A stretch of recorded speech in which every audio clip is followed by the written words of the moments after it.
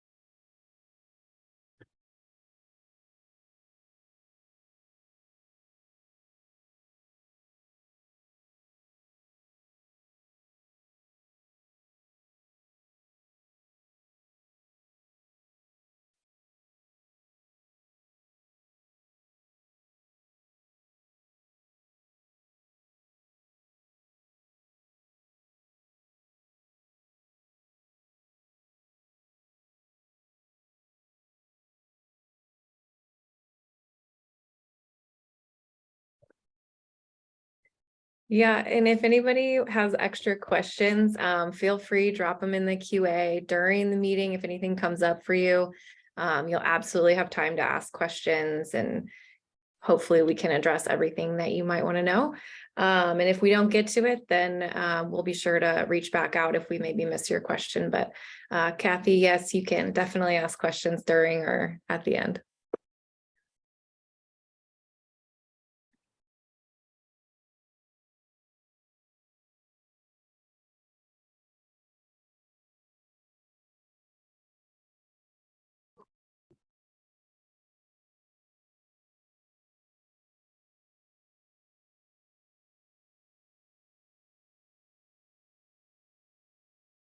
Okay, I think that we're ready to get started.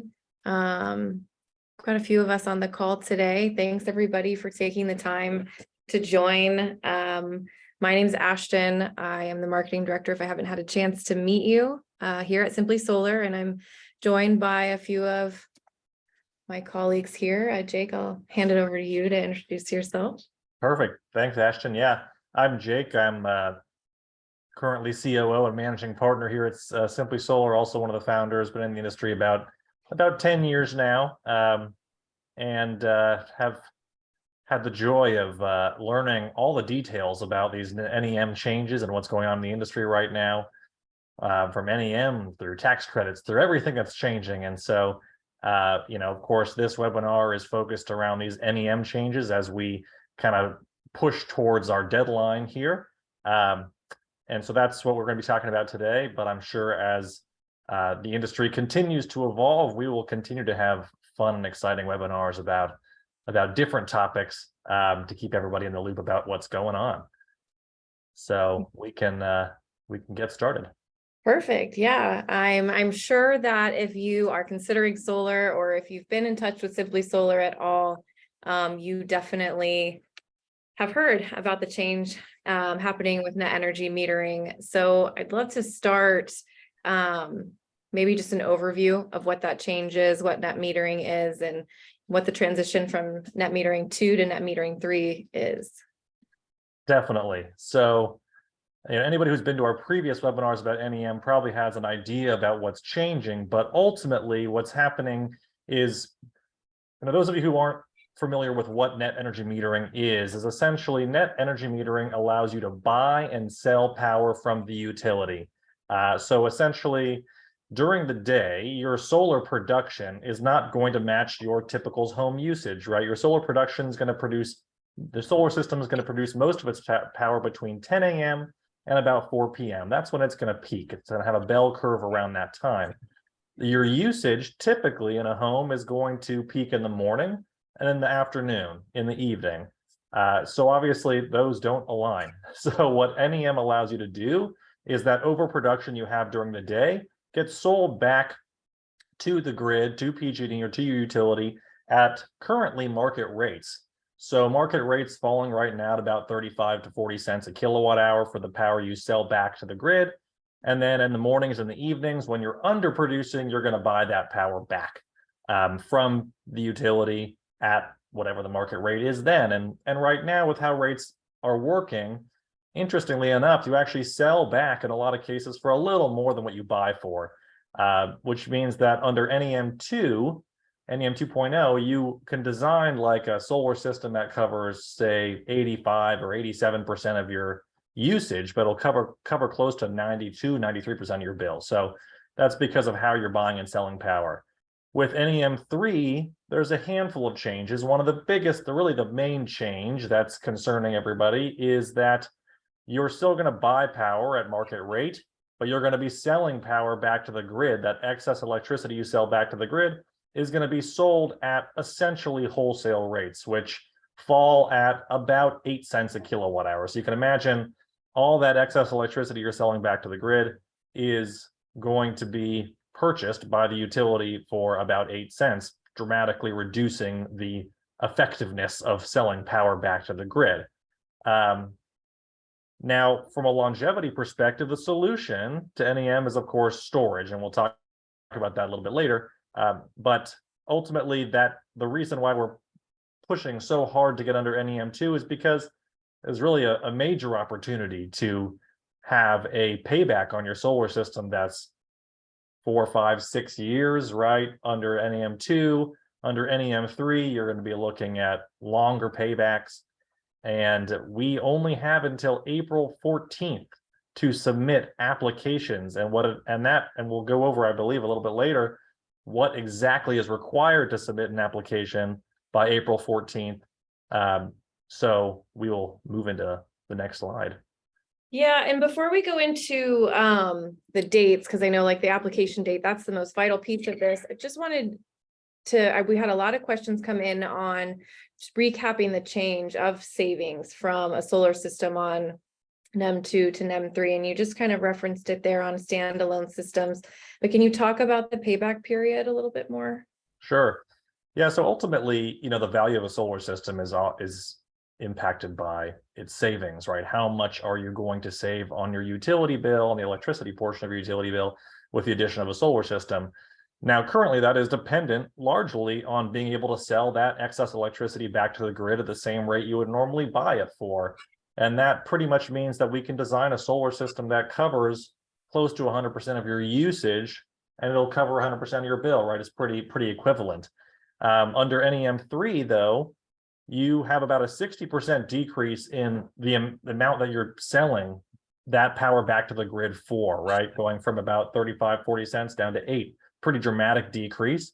So that's going to push out that payback period quite a bit. So that's only one of the changes. There are a handful of other changes that are going into effect with NEM 3.0 that we've talked about in previous webinars. We won't go into too much detail, but ultimately, this massive decrease in buyback rates is really what's impacting the financial benefits of solar right now. Not to say that going solar under NEM 3 is going to be a terrible idea. It's not, by no means. But if you can get in under NEM 2, you're locked into that agreement for 20 years. You can save 20 years worth of power under NEM 2. Then 20 years from now, who knows where the world is, but maybe we'll be shifting onto NEM 3 at that point in time. But if you have the opportunity to lock yourself into NEM 2, now is definitely the time to do that. Thanks, Jake. Yeah, I just think it's important to really get across that point of timing is everything. And while we all probably here know that solar is the way to go, regardless of NEM 2 or NEM 3, we want to make sure that you get the best investment and the best bang for your investment. So that's really the push. So now I think like the meat of it, what everybody's wondering is there's still time to access it. You mentioned the April 14th deadline. Let's talk about the timeline a little bit more for Simply Solar and the industry. Certainly.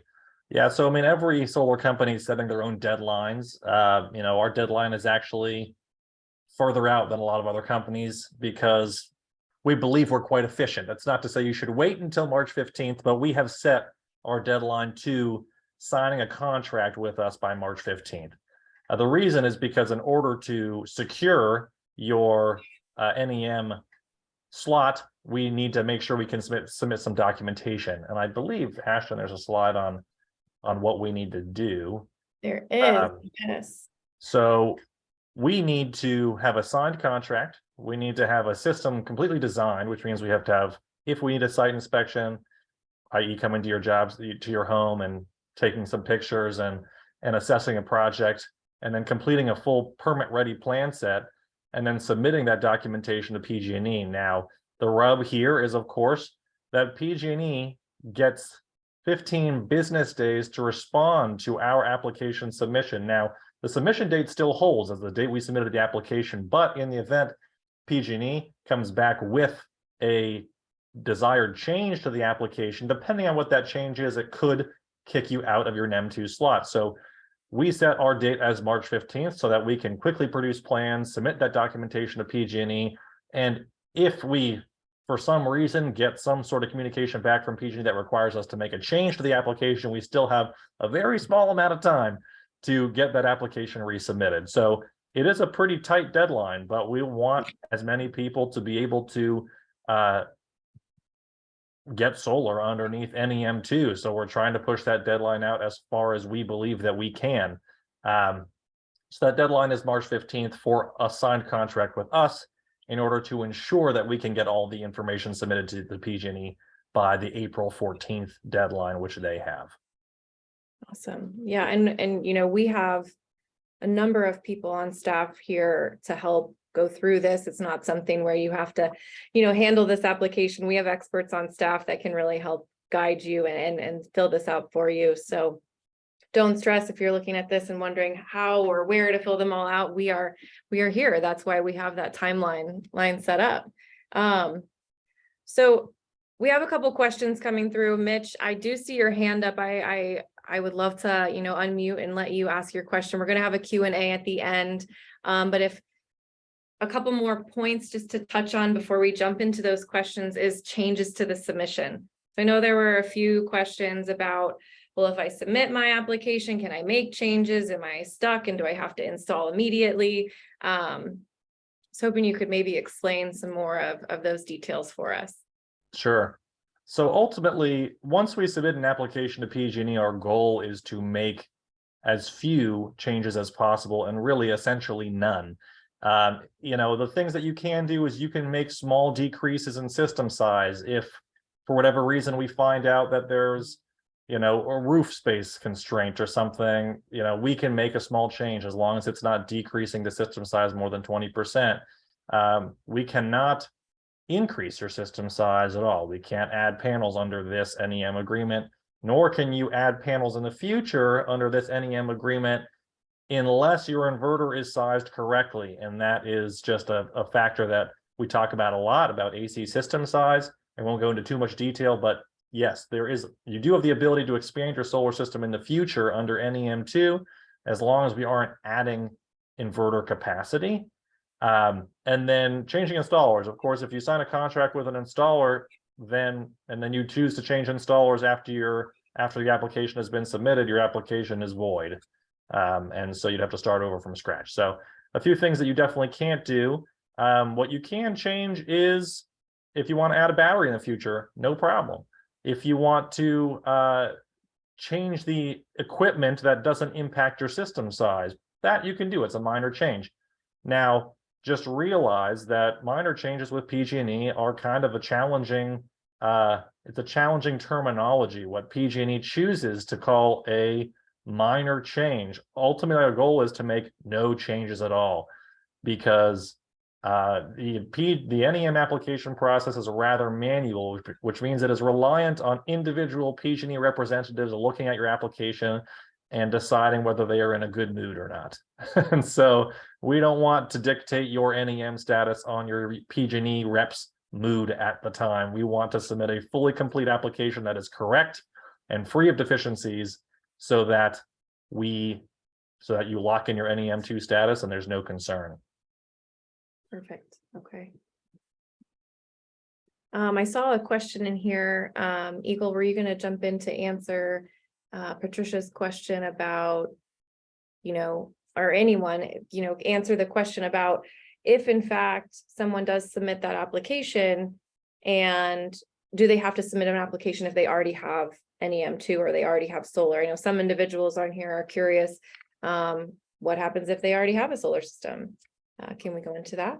Great question. Yeah, certainly. So if you already have a solar system and you are in NEM 1.0, then you have the opportunity to change to NEM 2.0, but the requirement to change from NEM 1.0 to NEM 2.0 is that your system that was installed under NEM 1.0 must be entirely removed, and we can reinstall a new system under NEM 2. That is the requirement. Now, just for some clarification with regards to what needs to happen in order to actually secure your NEM 2 status, you do not need to have the system installed. We just need to have the application submitted. So as long as we get that application submitted and we can build the system pretty darn close to what we designed and sent to PG&E, we're good to go. If you are currently under NEM 2.0, you're good. You don't really have to do anything. You're locked in for 20 years from whenever your NEM 2.0 date was. If you're already on NEM 2, the only way to reapply for NEM 2 again would be to remove your system and install a new system under NEM 2.0. That's the requirement in order to kind of restart your NEM 2 timing. So you've got 20 years from whenever your system received permission to operate from the utility. So that's pretty much the changes there. Now, if you are just adding a battery or adding panels onto an inverter that's already existing, you're also fine. We don't have to do anything. We don't really have to. With a battery, we'll still tell PG&E sometimes, depending on how the battery's interacting with the grid. But it's not going to impact your NEM 2.0 status. You'll be able to hold on to your NEM 2.0 status for 20 years. If you add a battery, if you change system sizes within your inverter nameplate capacity, those are all allowed. Okay. And then just working backwards on the questions, Andrew asked, since you cannot change the max inverter size without triggering an NEM reevaluation, could I add more solar panels than an inverter supports? For example, if I add a 5 kilowatt inverter and a 5 kilowatt panels, can I add another 5 kilowatt of panels while keeping the inverter? Good question. So that's a bit of an it depends situation. If you've got like an east-west roof, so the panels aren't going to be peaking at the same time, yeah, you can do that. Most inverters max out at about 1.5 times your AC output. So like a 5 kilowatt inverter can handle up to 7.5 kilowatts of solar, DC solar installed on it. Would you want to go up to 10 kilowatts? You could, only in the scenario though where you've got roof faces facing completely different directions. So, east and west roofs are fine. North and south roofs, not that putting north solar on a northern roof is great, but you could do it in that scenario as well. So if the roof faces are facing 180 degrees from one another, then you could put a 5 kilowatt and a 5 kilowatt system on either roof plane. It does depend a little bit on shading and other factors, but that is okay. You may get a little bit of clipping on the inverter at times. If both systems are producing well, you may clip a little bit, but in general, it is doable. I certainly wouldn't go beyond a 2 times multiplier on your DC system size. That would be a pretty bad idea. And you'll see a lot of clipping on the system ultimately. Okay, and I see a few hands up, so I'm going to press the button one at a time to let you just ask your question. So feel free. Mitch, I know you have a question if you wanted to go ahead and share that. You're unmuted now. Yeah, thank you. Yeah. So, yeah, so we signed with Simply Solar, and we received the acceptance of our NEM 2 already. In fact, we're probably going to have the installation in a week or so. And but after we did everything and got the M2, we made a decision that we wanted to, our forced heater and ducts are not working. So anyway, we made a decision to get a heat pump. And then I asked your design person, Paul, if that would be covered under our design, and he said it wouldn't. and that they were already maxed out on our roof. So there was no more room. But we do have an ADU in the back of our home that we could put, some more panels on. So to do that, even if they were willing to do a redesign, how would that affect our M2 and our application with PG&E and all of that? Yeah, good question. So if we can tie in the additional solar panels to your existing inverter and get more production out of the existing inverter that we've installed, you're fine. If we have to add an inverter, it's a little iffy. It's according to PG&E rules, if you add an inverter, then you'll have to reapply for NEM. Whatever you choose to do, that's up to you. But but ultimately, according to the PG&E utility requirements, if you increase your AC system size, i.e. adding an inverter or increasing its size, that would trigger a reapplication. Now, we have, now that you've secured an NEM2 status, so changing the application at this point would lead to a new application date. Would I suggest that at this point? Probably not. I'd probably hold on to your NEM2 status, and then we can, depending on the distance between your ADU and your main building, if we can trench between the two and tie in a system to your existing inverter, then that's a pretty good route to go. And that's probably would be my suggestion. Oop, I think you're muted, Mitch. Does that answer your question, Mitch? Yes, so I guess what the next step is to talk with, I think, Paul or someone in the design department to see if that's possible. Yeah, exactly. Yeah, we can take a look at your specific inverter and see if it has room for expansion, and yeah, go from there. Okay, thank you. No problem. So there are a few different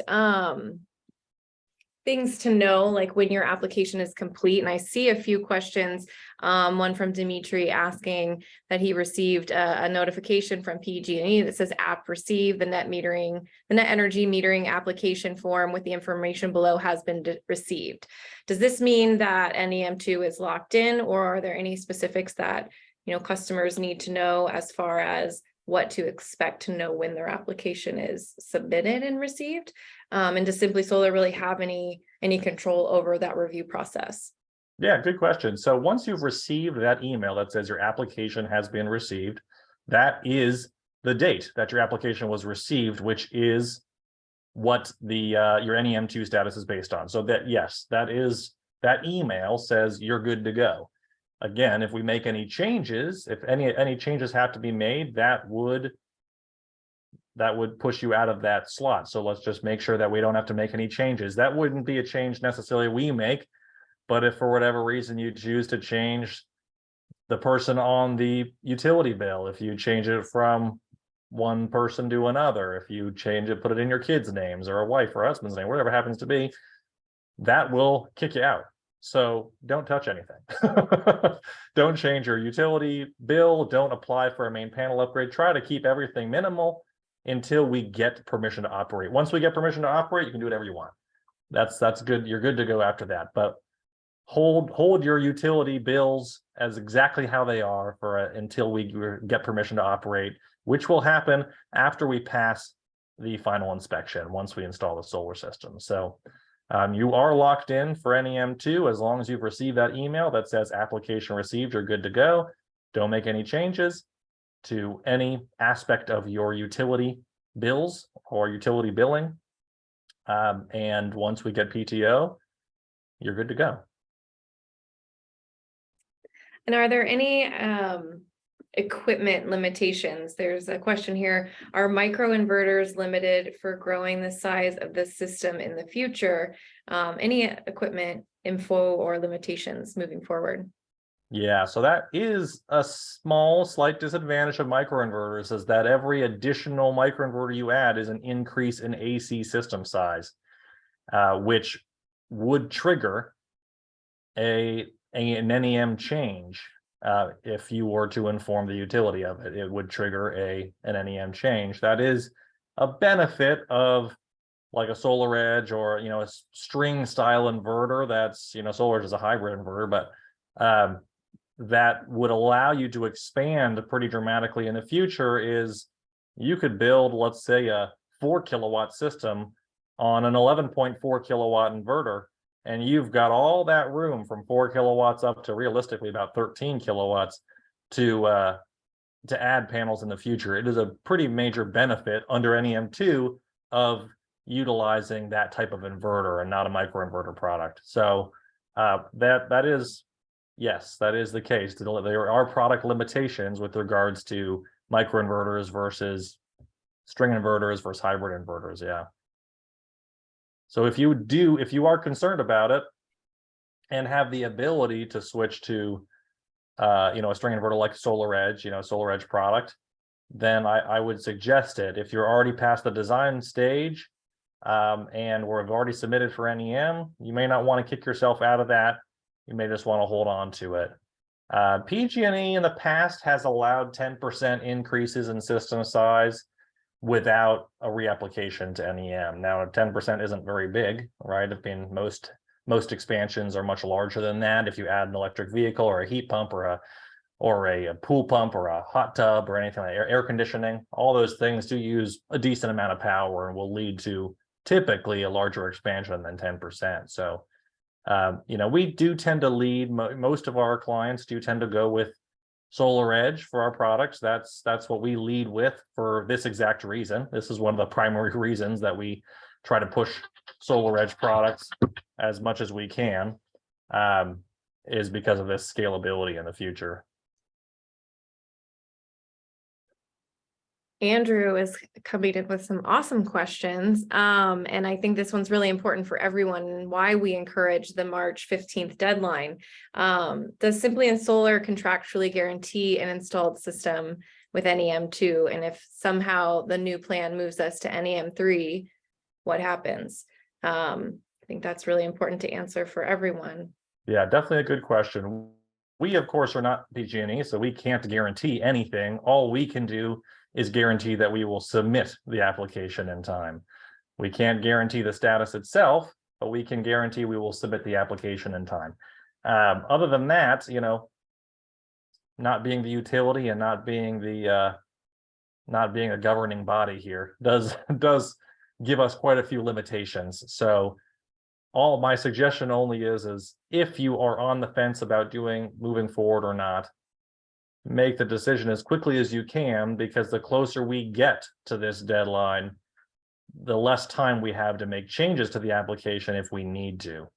So, our team is working very, very quickly and very hard, long hours to get these applications submitted. So please do your best to give us the information as soon as you can to give you the best chances of getting NEM2. Now, if we submit the application ahead of April 14th and it is free of any deficiencies, then you are locked into NEM2. There is nothing PG&E can do about that. So let's just make sure we submit applications free of deficiencies. The nice thing is that when we submit these applications, most of the information is pulled from PG&E, i.e. they autofill a lot of the basic information like the address and your meter number and the service agreement. So there's not going to be a lot of clerical errors on that front. It's going to be it would be changes in system design that are mostly on the customer side that would trigger a change. Or if you, right, like I said earlier, if you change the name of the person on the bill for some reason, that would trigger a major change that would kick you out. So again, we will guarantee an application, but we cannot guarantee the NEM2 status in itself because we have no control over that, unfortunately. All we have control over is the submission. So yeah, that's really what we can do at this point. All I will say is that once you do get into the queue, if you do sign a contract with us and move forward as quickly as you can. Send us your utility bill immediately. Even if you think you've already sent it to us, send it to us again. We want to have it. And if we send you a plan set, approve it as quickly as you can. If we need a site inspection, schedule that as soon as you possibly can. Don't delay. Any delays that we have in getting your plan sent out is delaying us applying for NEM. We cannot apply for net metering with PG&E until we have a completed plan set, which requires a utility bill from you, from the customer, and a full plan set showing how we're going to interconnect, where the panels are going on your roof, all that information. So really important that you sign up quickly and then also provide us all the information you can so that we aren't slowed down on submitting the application.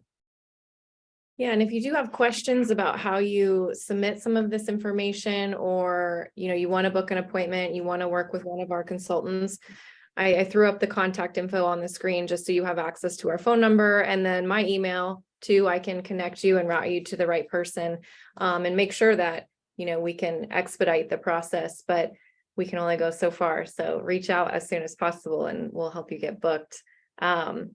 But not to skip over some of the other questions. Catherine asks, I need a main panel upgrade and to add rooftop solar. So how is this going to affect my timeline? Yeah, great question. So depending on what is required, whether you actually need it or not, if you actually need a main panel upgrade, which would mean you've got a Zinsco, Federal, Pacific, or Sylvania panel that a jurisdiction does not allow for safety reasons, that's not going to impact your NEM status. We can produce plans, we can we can do everything we need to do and submit it all to PG&E. And when the panel upgrade happens, we'll install. It's no problem. We just want to make sure that we apply correctly with the information that will be on the panel upgrade application, which would be, okay, are you upgrading to 125 amp service or 200 amp service as underground or overhead? Simple things like that. But as long as our information is correct, which there's really no reason it shouldn't be, then you're good. You don't have to worry about it. Whenever your panel upgrade happens, we'll install, you'll get PTO then, but your application date is when you secure your NEM2 status, which we can submit as soon as we have plans. We don't need to have really any information about the main panel upgrade until after that. Awesome.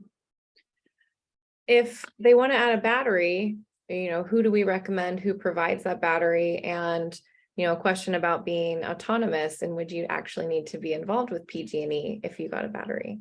Great question. So with regards to who do we recommend to install it, us. What products do we recommend does depend a little bit on your situation. We are using pretty much 2 battery products primarily right now. That would be the SolarEdge battery. And SolarEdge makes their own battery products, and it's a great product that we pair with a SolarEdge system. There are some limitations to that. And in those cases, we move towards a product called Franklin Whole Home, Franklin WH. They are probably the most similar to like a Powerwall. If you're you know what a Powerwall is and how it works, Franklin is really very similar to that in a lot of ways, much better in a lot of ways as well. And so if you are considering a battery and have an existing system, Franklin Whole Home, Franklin WH is definitely a fantastic product to use. We've installed many of them. They're great systems, good warranties, good output. It's a very solid product. With regards to going off grid, I wouldn't suggest going off grid entirely, but with a battery, what you can do is essentially use the utility as your backup, right? So you can do what's called a zero export system, where you recharge your battery. Any excess electricity that you don't use immediately goes to recharge your battery. And then before you draw any power from the grid, you're always going to draw power from either your solar or your battery. So the only time that you would ever draw power from the grid is in the event that you had no solar production and your battery was also dead. It was out of power, you used it all. So zero export systems are great. It is something that we will be moving towards partially with NEM3 zero export systems. And it's great. From a financial perspective, of course, NEM2 is better because you don't have to buy a battery. You can if you want, but you don't have to. With a zero export system, it does require a battery, and you will kind of lose some of the payback period, but you won't be reliant on PG&E nearly as much. PG&E gets to be the backup, and that's what we like. We like PG&E to be the backup. They're a great backup. Kaylee asked, can she change the placement of the panels after she submits her application, not the number, but the placement? Minor changes to placement are okay. Shifting panels over a little bit in either direction, that's no problem. If you're completely changing like roof faces, that does have an impact on production. Is it going to trigger an NEM change? Probably not. Realistically, it's really not going to submit. PG doesn't care too much about where you put the panels. They care more about how many you put up, what inverter you're using, that kind of stuff. So really, no, we probably wouldn't resubmit to PG&E, and PG&E does not inspect roof placement of panels when they come out to look at your system before giving you permission to operate. So you can make minor changes if you're changing buildings. If you've got an ADU and you want to move 10 panels onto an ADU, that would change how we tie in the solar system. That would impact your NEM status, but minor changes in layout will not. Awesome. And then if someone has a proposal for 10 panels, what inverter size would you install? Do you have a recommendation for inverter size? Yeah, well, it depends on how much ability you want to expand. So a normal 10 panel system would come with a 3,800 watt inverter typically. And that's kind of the smallest inverter that we would build. If you are looking to expand in the future, how I tend to design systems is I take a look at the house and I will design essentially a max system, roughly what's the max system I could get up on the roof. And then I build an inverter for that. There, of course, is a cost associated with increasing the inverter size, but the added benefit of increasing your inverter size and being able to hold on to your NEM status is much greater than the cost in the relatively incremental cost of increasing that inverter size. So, but my suggestion is if you need a 10 panel system now, consider what you're going to add in the future, and then go with either a 7,600 watt inverter, which allows you to about double your system size. And if you really think you're going to do a ton in the future, you're going to add electric cars, a heat pump, air conditioners, maybe a hot tub. Maybe you're going to want to use a ton more power. Maybe you're going to be using a swim spa or something like that. Then you're going to want to go to an 11.4 kilowatt inverter. That's a big one. That will allow you to probably pretty close to, not quite quadruple, but at least triple your system size from what you have now. So if you want to leave yourself a ton of room for expansion in the future, you can go to the biggest inverter, which is 11.4 kilowatts. Do you need that? Only if you plan on seeing pretty major increases in your usage down the road. And then jumping back to the battery, does it increase to cost to add it later? If I wanted to install now and then I chose to add the battery later on, will that increase my cost? I think from the installation, not if it was. Obviously we don't have any control over what the costs of batteries themselves will be in the future. And as batteries have fluctuated pretty dramatically over the past couple of years. On the installation side, the only difference is going to be the cost of permitting. When we do it as part of your solar installation, then we would pull the permit, one permit for the entire solar installation. If you add a battery down the road, we would be pulling a completely separate permit for that. And then if you choose, depending on how the system interacts with the grid, you would also potentially apply for a change in your net metering agreement. You wouldn't go to NEM 3, you'd stay on NEM 2, but you'd be adding storage. That would be also just an additional cost. Normally, it's in the range of about $1,500 to do all that work, which is pulling a new permit for the project, new plans, and submitting to NEM. If you're just doing a permit, then it's usually $1,000 to permit the system in the future. So that's about the only difference. Other than that, no, that's about it. And then we've got one more question in here and I don't see any hands up. So if you've got them, drop them before we close out. But I'm currently on a rate plan called EVA, which is no longer offered. I think the new version is ETOU, time of use. Will a new solar installation change this rate plan to something else? No. So the solar rate plan under NEM2 is is typically ETOUC. So ETOUC is the most commonly used solar rate plan. ETOUD does exist, but it tends to not be as beneficial. So we stick with ETOUC. So most people who are on a time of use rate schedule are already on ETOUC.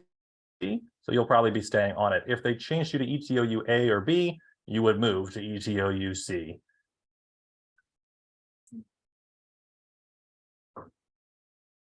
How do I find out which NEM version I'm on? If I'm on one currently and I don't know which one. If you're on one currently, if your system was installed within the past 9 years, you're on NEM 2. If your system was installed prior to 9 years ago, you are on NEM 1.0. That's about it. That's all that exists. Okay.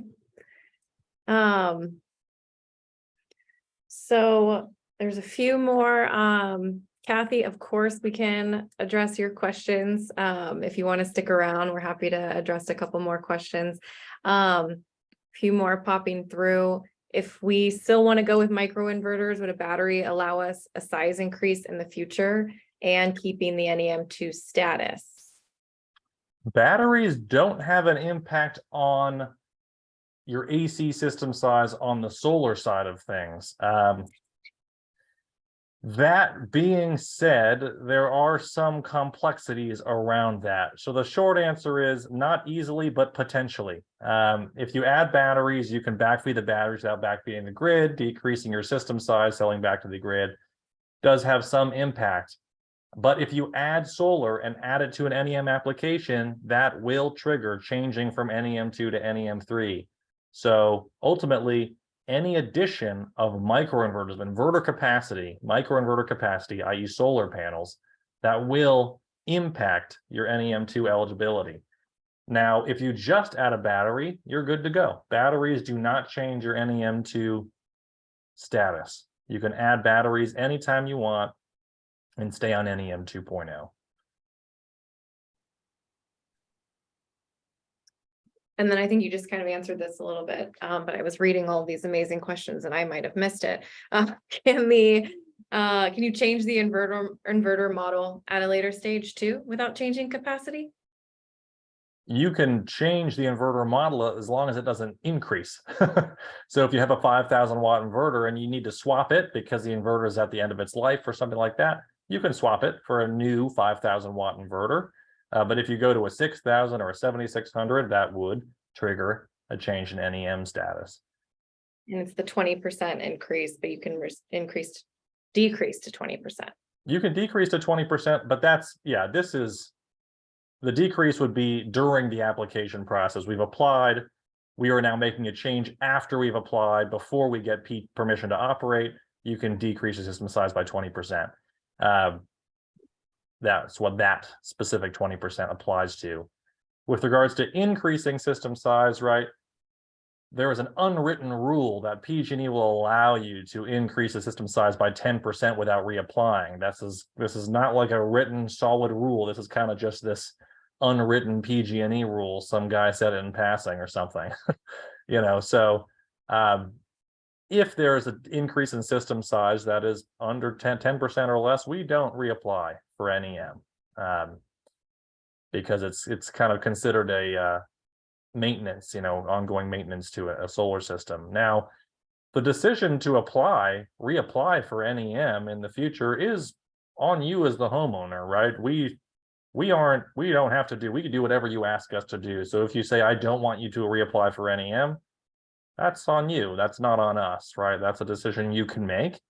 It is, of course, like I said, it's against the PG&E rules, against the CPUC rules, but that's on you as a homeowner. That's not on us.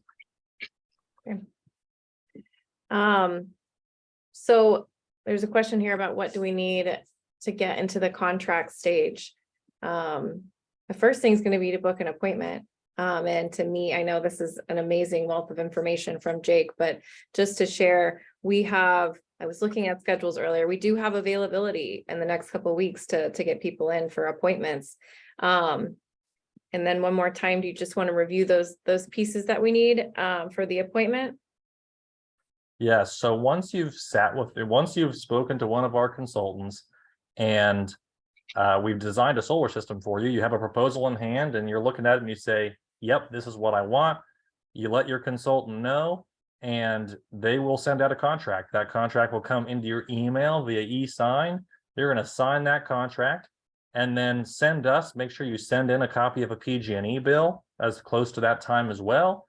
And then your project coordinator will reach out and let you know if we need to do a site inspection. Now, we can avoid that site inspection in most cases if we can get the photos, and that can come from you, or if your sales rep was in your home, they often took some photos. But we don't need many pictures to get your system designed. We have installed so many solar systems on so many different projects.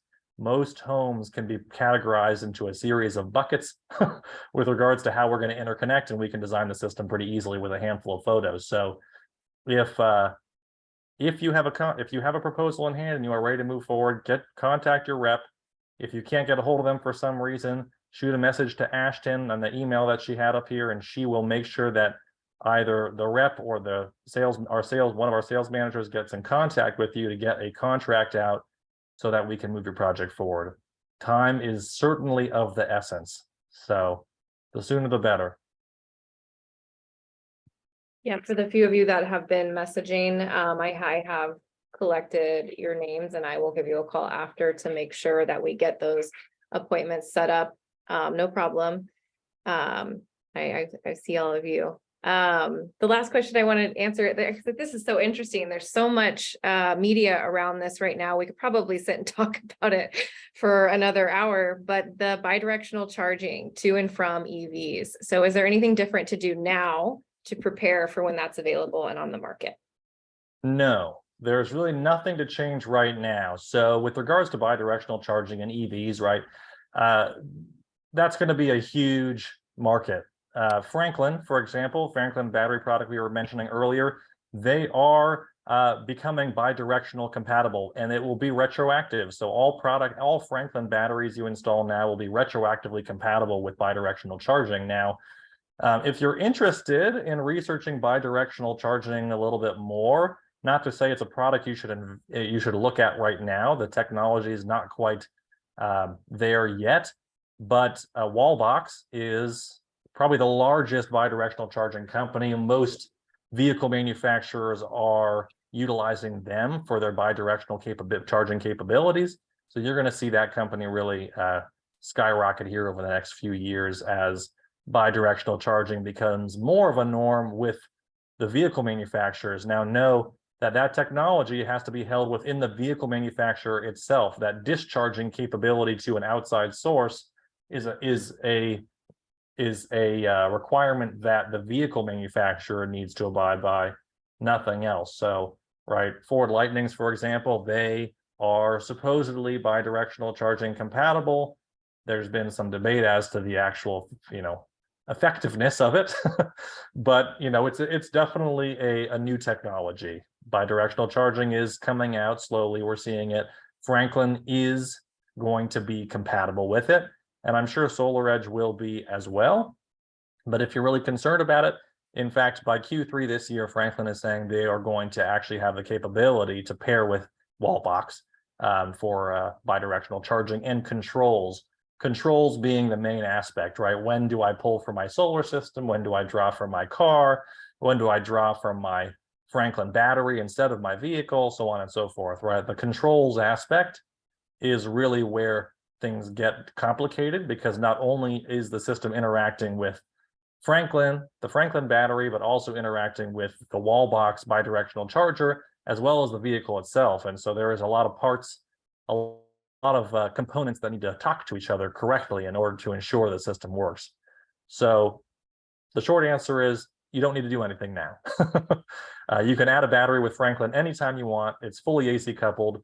No matter what technology you decide to install right now, you can install Franklin batteries with it down the road and add bidirectional charging on top of that. Perfect. And then Samantha, last but not least in here, can we change the make? Can I change the make of an inverter during construction? We might have touched on that, but just a reiteration. Yeah. You can change the make of an inverter during construction as long as it doesn't change the output. The only situation you'd really do that today with the products that are popular is switching from Enphase to SolarEdge or SolarEdge to Enphase. The challenge with doing it, of course, is because Enphase is microinverters, you have an inverter on every single panel, and so the chances of you being able to change and maintain the exact same inverter output is pretty minimal. Because when you have one single inverter for every single panel, you have very small jumps for AC system size, for AC output, versus with SolarEdge, right? You've got a 5,000 watt inverter and it's a 5,000 watt inverter. No matter how much solar you put on it, the output is 5,000 watts. So it'd be in some situation. I mean, ultimately, it's challenging. I guess is really what it comes down to. It'll be challenging to do and maintain your NEM status. Now, if we haven't applied for NEM yet, then definitely now is certainly the time to make that change. Definitely the time to make that change. And if we've already applied, we probably still have enough time to make a revision to the application. So not to say we should, not to say you should kick yourself out of the NEM2 status, right? I wouldn't necessarily suggest that, but we do have some time still to make changes to NEM applications. Awesome. So, I think that if you still have questions, we definitely encourage you to take time and set up an appointment with us. It's, more information, the better. And we can arm you with all of that information so you can really move forward with confidence.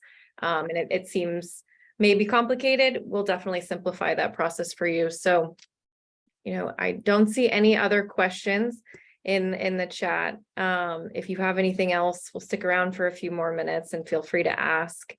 But if Jake and Eagle, if you have nothing else, we'll wrap up today. Yeah, sounds good. Thanks everybody for hopping on the call. If you have questions, please reach out to your rep if you have one already. If you don't have a rep assigned, talk to Ashton. Let's get you set up with an appointment. And be prepared to make a quick decision because the time is definitely of the essence right now. We want to make sure we get your application submitted as soon as possible, give ourselves enough time to get all the information submitted to PG&E. PG&E is notoriously slow, and we don't want that to be the reason that you can't lock yourself into NEM2 for the next 20 years. So move your projects forward as quickly as you can. We've got 3 years to install the system once we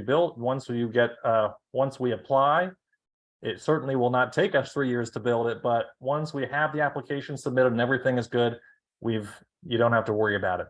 You can let us build the systems as we can.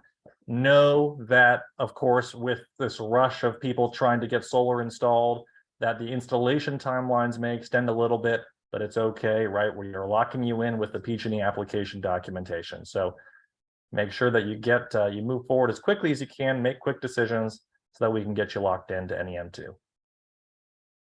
Awesome. Thanks, Jake. Thank you, everybody. Like I said, we'll stick around for a few more questions for a little bit longer, but feel free to go enjoy your afternoon. We'll talk to you all soon. Looks like Geetha is got a question. Yep. And then Andrew just dropped one too here. Geetha, I just unmuted. Go right ahead. I thought I sent the question, but can you hear me? Yeah. Yes. This may be a tricky question to ask. I have a Tesla car. Yep. And, obviously one of the questions is, how do you compare with Tesla? By the way, I really appreciate all the information. I think you've been, very helpful with Sure. all that you have said. So. Certainly, yeah, no, I appreciate it. How do we compare with Tesla? Well, I think this is one aspect, right? I mean, we've got a bit of different experience going with us versus Tesla, of course. A little bit of a smaller company. You're gonna gain from the knowledge that we've got on board here. But it's really going to come down to products and service, right? At the end of the day, products and service and warranties. That's going to be the biggest difference from an installation perspective you're going to get your project installed probably faster with better products and much more experienced installers with us. Tesla is a big box company. They spend a lot less time on the individual customers than we do. When you come on board here, you get assigned a project coordinator. I have my hand in pretty much every project that comes through to make sure that it goes as smoothly as it can. Now, this is construction, and I will never say that nothing will go wrong, right? But if there is an issue, we're going to fix it. We're going to solve it. We're going to make sure that everything goes as smoothly as it possibly can. Are you a one-stop shop? We are 100% a one-stop shop. We do everything in-house, no subcontractors, nothing. I know all the crews personally. We run 9 crews, and I know every single foreman who runs our guys. I know all the guys that we have on staff. We're pretty strict as to who can be a crew lead and what different levels that we have throughout the organization to make sure that everybody knows what they're doing. And we really value experience with our guys in the field to make sure that we know exactly how we're going to install. We know what type of roof you have and what the best way to install on it is, how to make sure we're sealing your penetrations properly on the roof. It's very important to have experienced guys on staff. So yes, we do everything beginning to end to ensure quality. Okay, great. Thank you. And got a few more rolling in. So Andrew wants to know if you understood correctly, he does lose his EVA time of use rate plan once he submits the application. Typically, yes. Now, depending on when you got locked into your EV2A rate, PG&E may actually let you keep it. They're not going to let you keep it for long, but in some instances, they will let you keep it. It's kind of strange as to what PG&E qualifies as allowing you to keep your EV rate. It's pretty rare, but most likely you will switch to a ETOUC rate when you go solar, yes. Okay. And Andrew, we see your clap emoji, so we'll clap over here for you. Dimitri wants to know, on the initial application to PG&E, there's language about a net surplus payout at the 1-year true up, the payout being at 2 to 4 cents per kilowatt hour. This is different, I think, from the discussion about net metering, where what you saw at PG&E is netted. Yeah, you're good. You read that document deeply.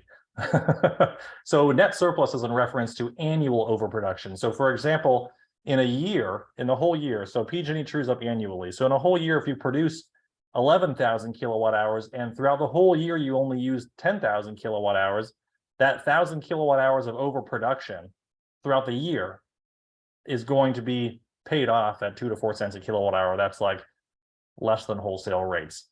But when you design a solar system, you don't typically design to overbuild that much, right? When we design systems, we're designing usually 95% systems, maybe even 100% system max, Sometimes if you're planning on getting an EV really soon, or you just installed a hot tub, then we'll overbuild a little bit, right? Maybe 110% maximum.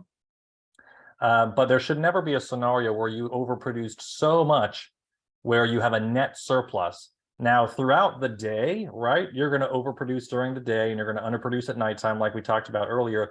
That's not considered net surplus, right? That's what is referred to as net metering. That is the whole purpose of net metering, is that power you utilize, that power you sell back to the grid during the day, you will get credited for at market rate. But throughout a whole year, once you've netted out the whole year, if you overgenerate in the whole year, that power is going to be sold back at 2 to 4 cents a kilowatt hour. So that's a reason why we don't want to overbuild that much. So we don't want to build a 10 kilowatt system when you need 5 kilowatts. The only reason you would consider doing anything like that is if you just bought an electric car and your usage is going to increase dramatically, or you just installed a hot tub. Okay, you can build to compensate for that. But if you just want to overbuild for fun, that's not going to save you any money. I wouldn't suggest it. Awesome. Thanks for the great question, Andrew. Catherine, I'm intending to electrify this year, meaning HP, HVAC, induction cooking, and soon an EV. exciting. Congratulations. So how much more do I add in? So how do I plan for that? Fantastic question. Don't. Build an inverter, install an inverter that is large enough to handle that capacity. And that's a lot of power. I would go with an 11.4 kilowatt inverter. I would build that large. And the reason why I wouldn't say overbuild right now is because that usage is going to happen incrementally over time, right? And there's really no way for us to know exactly what that's going to be until the usage is in place. So there's no reason to overbuild immediately. Size your inverter for future expansion, get the largest inverter you can, and then we'll just build up over time. We can expand the system as your usage increases. Otherwise, from now until the time that you do all this electrification, right, you're going to be losing money. And we want to ensure that you save every penny that you possibly can with your solar system. So overbuild your inverter now, install the largest that you feasibly can in terms of how much solar you can fit on your roof and what the largest inverter capacities realistically are. And then let's add on in the future. Let's add 10 or 15, 16 panels as you need it. Whatever you need in the future, we'll build. We have no problem doing additions in the future. We do them all the time. So build for what you need, maybe oversize a little bit now so that you're not immediately having to add more panels, in a month. But there's no need to oversize your system that dramatically to cover that usage now, because we're not going to be able to lock it in perfectly, right? How much do you use? How much do you drive with your electric vehicle? How cold do you keep your house with a heat pump, right? All these factors are going to impact your ultimate usage. And we want to design your solar system to really match the usage that you have at that time. So oversize that inverter, oversize your system a hair, maybe 5-10% maximum. And let's build in the future as you electrify. Yeah, and she followed up with a question. Another company suggested 2 7-ish inverters for the preparation. What are your thoughts? They suggested 2 7-kilowatt inverters. Is that what you were saying? Not sure. Yep. Yeah, 2 7-kilowatt inverters.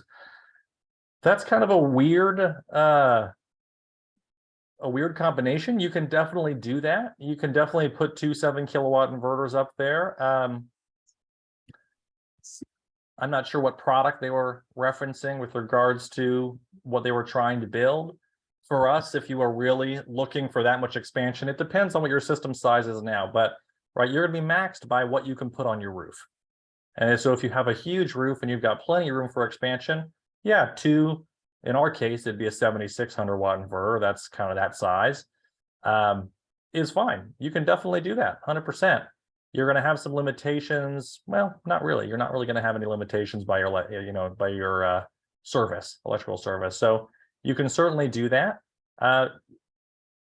Yeah, I mean, really nothing else. You can definitely do that if you'd like to. Just make sure that you're taking a look at what the max system size you can realistically fit on your roof is, because if you can't get 15 or 16 kilowatts of solar on your roof, then you're maybe overbuilding on the inverter side and spending money that you don't need to spend.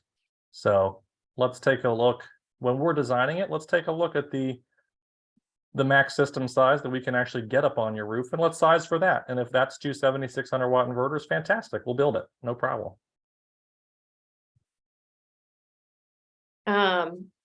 Geetha asks, what happens if they want to sell their house in 5 years? Great. So your NEM agreement goes with the home. So that's a huge selling factor. Now, of course, you do lose your NEM agreement when you move because you've moved into another house. But in terms of selling the house, your sellability, boy, is going to be much higher, especially with the cost of electricity these days. Electricity is going up and up and up. You're going to say, yeah, I've got 15 years left on this net energy metering agreement. That's going to have true value for adding to your home, the ability for your homeowner to essentially have no utility bill for the next 15 years. I mean, that's a lot of savings right there. But yes, so the net metering agreement goes with the address. It goes with the home. NEM 3.0 will actually transfer with you, which with how a net metering 3 works, it's not very meaningful, but But NEM 3 does not stay with the home. It goes with the homeowner. Awesome. Such fantastic questions. I'm sure there are more brewing in there. Drop them if you'd like, but I'll shoot all of you that are still here a message after, just for the recording, and we really appreciate you being here. And for those of you that asked for appointments, look out for a text or a call. But yeah, thank you so much for coming, everyone. Thanks, everyone. Appreciate it.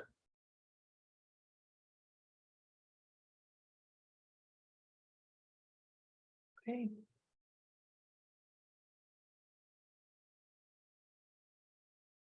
I'm just going to leave the recording on just for a few more moments while people are dropping off.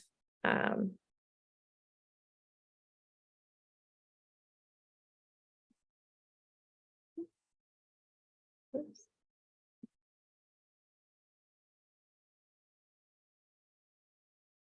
Hey, Kathy, yeah, we will definitely have someone contact you after, or if you have questions now and you want to ask them. I know you were wanting to wait a little bit, but yeah, I'll call you after this.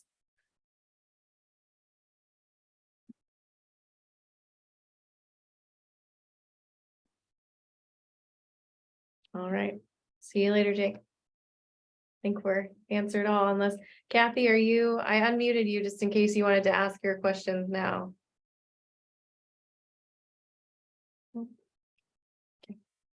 Okay, I got your number. Okay, there we go. Am I unmuted? You are unmuted. Oh, I can okay. give you a call if you'd like. Okay, so, well, here's my problem. I just had a super expensive HVAC system put in.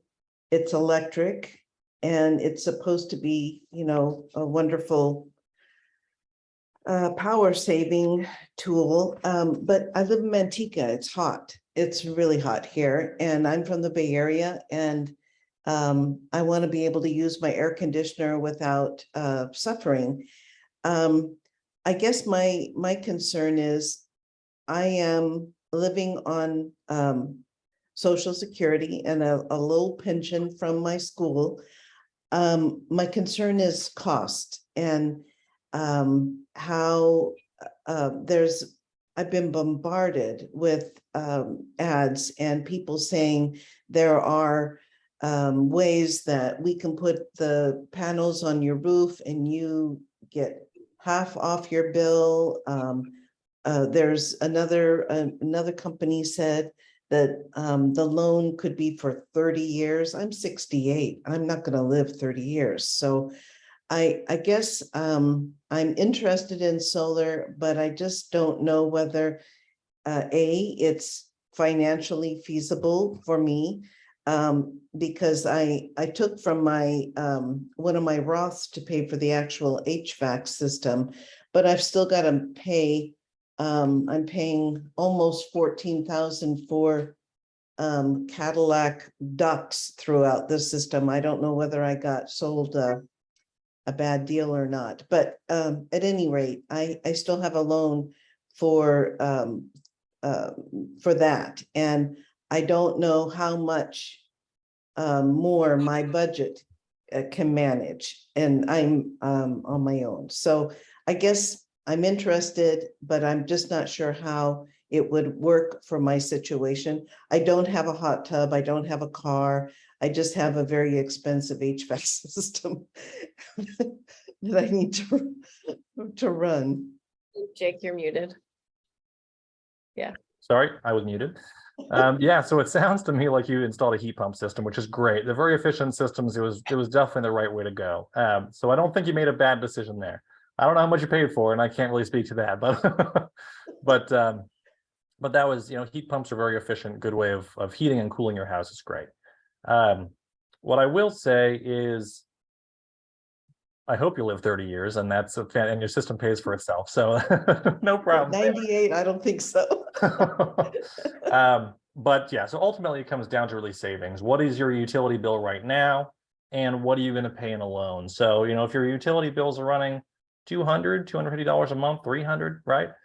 Then you're going to easily be able to get a loan that that is less than the cost of your utility bill. And in that case, it makes sense, it makes sense to do it primarily because, especially with NEM2, the value of buying your solar system is going to immediately bring that value into your home, right? I mean, you may spend $25,000 or whatever on a solar system, but you're going to immediately add $25,000 in property value because of net metering, and B, because of the solar system and the value of it. So you aren't really spending the money, and we're not as concerned about you pulling that money out later on.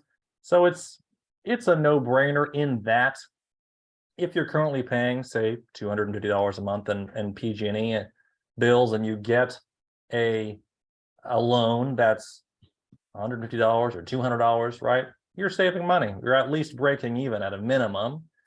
And so you kind of may as well. That's the advantage of it. So that's kind of the solar is not free, and solar, there's no sneaky ways of making someone else pay for it or something like that, right? We're not gonna kind of tell you about some weird way that ends up costing you a ton of money down the road or anything like that, right? It's a very simple transaction. Your solar system is going to save you X amount of money per month. If your loan for the solar system is less than what you're currently paying for PG&E and isn't the 30-year loan, I wouldn't go that direction, then it's kind of a no-brainer, and I wouldn't go farther really than a 15-year loan. A 15-year loan is good. It's probably going to break itself even at least, or save you money. And at the end of the 15-year period, you're going to have free power. So when you're in your 80s, you won't spend a penny on electricity. So what about my roof? This was my parents' home, and I inherited it, and so I am the homeowner now, but I don't know about the roof, and unfortunately, I don't have a parent to ask, when they did it. So how would I know whether my roof is even? I know I have good exposure because the whole back of my house is southern exposure, and the front over here is northern exposure. The sun comes up, so I have sun all day long. And like I said, I'm in Manteca where it's hot. So I'm not worried about sun exposure or panels or what have you. I think maybe someone would have to come talk to me, I guess, or yeah, definitely. But I noticed the phone number is 707, which is like Santa Rosa, right? Yeah, so we've got an office in Petaluma, and we have another office in Fremont. So we're relatively close to you. A lot of our guys live in San Jose. So yeah. But I'm like between Stockton and Modesto. I'm clear out in the Central Valley. I'm not even close to. We also have guys in Fresno and that area. So yeah, we pretty much cover. Yeah, Ashton, go for it. I think we've got someone up there. Actually, we have someone. I was just looking at the schedule around that area. I've got someone in the Central Valley in your area tomorrow and the next day. If you want someone to come out before the end of the week, we can have somebody come check out your roof and give you a little more info in person if you'd like that. Tomorrow I have to be in Pleasanton for some appointments. Okay. I think Friday would work. Let me look here. February 24th. Friday is open, but tomorrow I will be in Pleasanton all day. Well, not tomorrow. Let's look. So Friday, I have someone that can come over. I think, let me see. He's open on Friday. So what about like Friday, 10 or 11? Either time work for you? That's fine. Okay, perfect. I will set that up and then I'll shoot you a text right after this with the information. And his name's Jonathan, and he'll be over on Friday at 10. Okay. Awesome. Thanks, Kathy.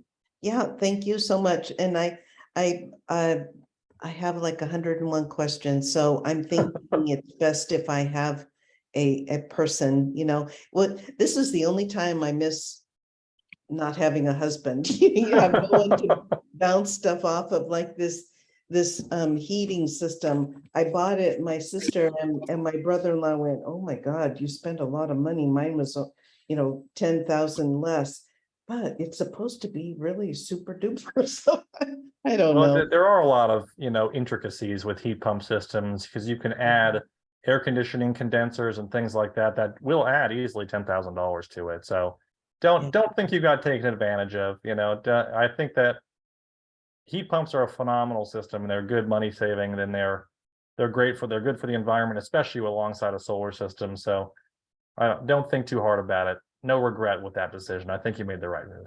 Okay, well, they ask me questions and I go, what? I don't know. So, okay, well, thanks very much. I will talk to Jonathan. I appreciate your help. And someone told me that I have to ask, I heard you say at the beginning, you've been doing this for 10 years. So they said, be careful of flaky companies that, you know, so I'm doing my due diligence. If they ask me, if my sister and brother-in-law ask me, yes, you have been in business for 10 years. So we have been in business for 10 years and we've installed over 2,000, 3,000 solar systems. We're in it for the long haul. okay, very good. All right. Well, thanks very much for your help. And I will look forward to seeing Jonathan. And he can, I'll be home all day on Friday. So whatever works for him. Okay, perfect. Yep, I'm gonna book it for 10 a.m. If anything should change, we'll give you a call and let you know, but he should be there at 10. Okay, thanks very much. Thanks, Yeah. Kathy.